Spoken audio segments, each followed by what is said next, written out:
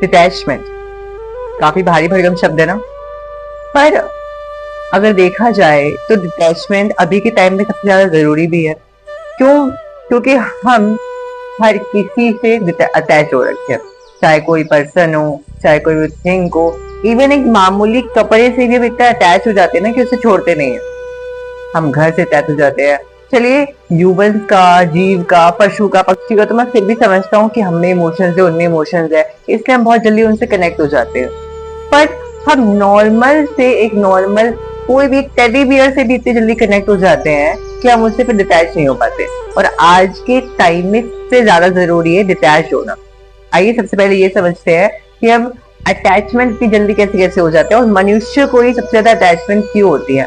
हाँ, अटैचमेंट जो है वो पशु को भी होती है, पक्षी को भी हो जाती है, अपने ओनर से बिल्कुल होती है। लेकिन वो कब, जब आप उनको रेगुलरली फीड करोगे, रेगुलरली प्रेम करोगे। क्योंकि देखो मीराबाई के चरित्र में एक चीज मैंने सीखी थी कि प्रेम रीत सब जाने, केवल एक मीरक न जाने। ठीक है, यानी एक मनुष्य को ही प्रेम की बातें समझ नहीं आती, बाकी हर जीव जंतु जो है प्रेम की भाषा समझता है।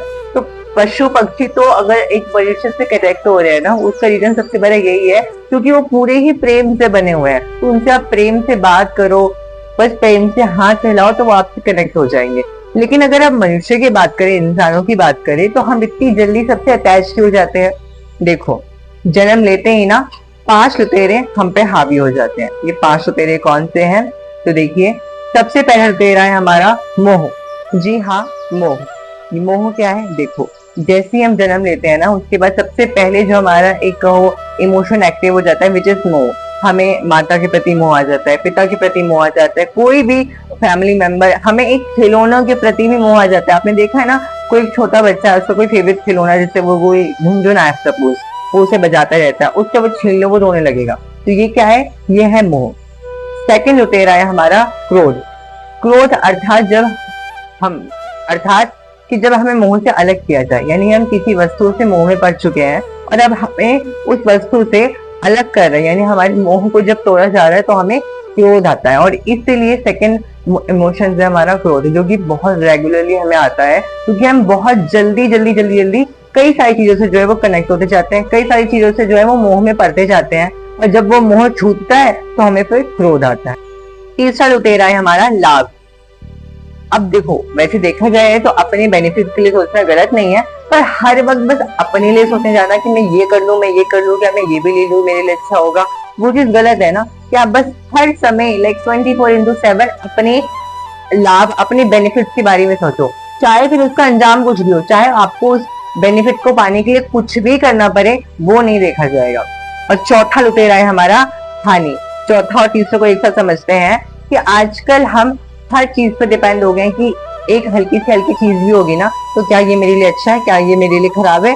अगर टूवर्ड्स देखा जाए तो ये गलती है प्रैक्टिकली कि अपने बेनिफिट और अपने हार्म के बारे में सोच के हम सब काम कर रहे हैं। फॉर सपोज कि मैं घर साफ कर रहा हूँ, अब लेकिन मैं ये तो नहीं है ना कि मैं छत पे चढ़ के साफ करूंगा पूरा, क्या पता मैं गिर जाऊंगी तो मेरी हानि हो जाएगी, है ना। लाभ क्या है? लाभ ये है कि मुझे घर साफ मिल जाएगा, लेकिन देखा जाए तो उसके पीछे एक बहुत बड़ा डिसएडवांटेज भी तो छुपा है। हो सकता है कि ये हो जाए बहुत बड़ा हानि, बहुत बड़ा हार्म भी तो छुप रखा है। तो वैसे ये लाभ और हानि को अगर हम बैलेंस करके चले ना, तो ये इमोशंस बहुत अच्छे हैं हमारे, ठीक है। इवन ये क्या, मोह और क्रोध भी को अगर हम बैलेंस करके चले अष्टावक्र जी के द्वारा, तो भी सही है। अष्टावक्र जी भी पहले बहुत शांत रहते थे, लेकिन जब उन्हें बार बार तंग करने जाने लगा तो उन्होंने भी क्रोध किया था। क्रोध गलत नहीं है ना, मोह गलत है मैं कहूंगा, लेकिन हाँ वो अगर एक बैलेंस में किया जाए तो हाँ मैं ये मानता हूँ कि अगर आप भगवत प्राप्ति की मार्ग पे हो तो फिर आपको मोह तो बिल्कुल त्यागना ही पड़ेगा, क्योंकि माया में रह के तो भक्ति की जा सकती है, पर मोह में रह के भक्ति नहीं की जा सकती। हमारा पांचवा लुटेरा है विच इज काम, जो कि कलयुग में सबसे ज्यादा एक्टिव हो रखा है, यानी कि हर किसी को काम वासना से देखना, हर किसी को भोग की नजरों से देखना। कोई व्यक्ति दिख गया, उसे भोग के नजर से देखना है, या फिर उसको भोग लो, मैं ये कर लूं वो कर लूं। कोई हमें आहार दिख गया, हमने उसको भोग डाला, कोई वस्तु दिख गई, हमने उसे भोग डाला। आप मॉल में गए, आपने नए नए तरह के कपड़े देखे, आपने वो कपड़े ले लिए, चाहे आपके पास हजारों कपड़े पड़े थे, लेकिन फिर भी आपने नए कपड़े लिए, तो आपने कपड़ों को भोगा ना। आप रेस्टोरेंट में गए, वहां आपने क्या ऑर्डर किया? नॉनवेज। अब देखा जाए तो आपने प्रकृति को भी भोग लिया, वही है, ये भोग कहाँ से आता है? ये आता है काम वासना से। और कलयुग में सबसे ज्यादा जो हमारा इमोशन एक्टिव हो रखा है वो है काम वासना।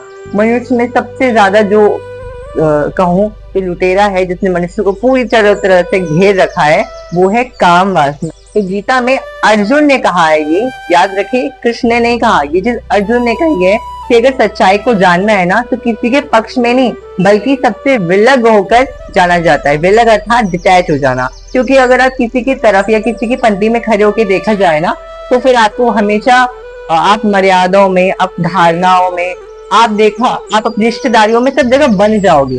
आप किसी चीज को सही से फोकस नहीं कर पाओगे। तो अगर किसी चीज को अच्छे से जानना है तो विलग होके। अच्छा, अगर आप देखो तो अर्जुन ने भी महाभारत के युद्ध में ना पांडवों से सहारा लिया ना कौरवों से सहारा लिया। उसने सहारा किसका लिया? बस कृष्ण का लिया। और कृष्ण से पूछ रहे हैं कि मैं क्या करूं?